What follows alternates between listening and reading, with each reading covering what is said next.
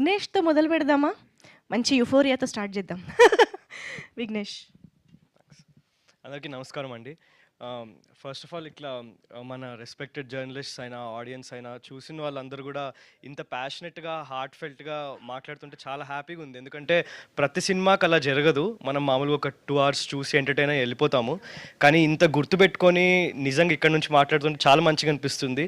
ఎలా అయితే మన జర్నలిస్ట్ ఎలా అయితే చెప్పారో ఇలాంటి ఒక సినిమా గురించి మాట్లాడడము ఎంత ప్రౌడ్గా అనిపిస్తుందో నాకు కూడా యాజ్ అన్ ఆర్టిస్ట్ ఇలాంటి ఒక ఫిల్మ్తో అసోసియేట్ అవ్వడము, ఇలాంటి ఒక ఫిల్మ్తో డెబ్యూ చేయడం అంతే ప్రౌడ్గా అనిపిస్తుంది. అందరికీ గర్వంగా ప్రౌడ్గా చెప్పుకుంటున్నాను నేను యుఫోరియాలో పనిచేసినాను అని. అందరికీ సినిమా చాలా ప్రౌడ్గా రికమెండ్ చేస్తున్నాను నేను చూడమని.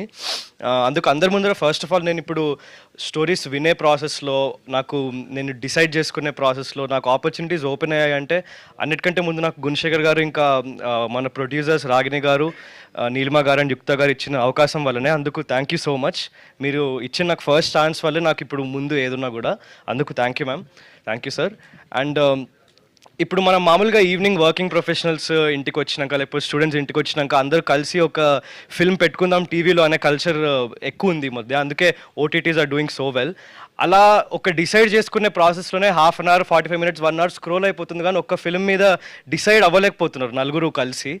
I'm very confident as a youngster that ఇలా ఓటీటీ ఓపెన్ చేసి, ఈటీవీని ఓపెన్ చేసి ఏం చూద్దాం ఇవాళ అని స్క్రోల్ చేసేటప్పుడు యుఫోరియా వస్తే యూ విల్ బీ ఆ 2.5 hours తరోగా ఎంటర్టైన్ అవుతారు, చాలా ఎంగేజ్ అయ్యి చూస్తారు. అండ్ దాని తర్వాత ఒక డిస్కషన్ కూడా జరుగుతుంది ఫ్యామిలీలో.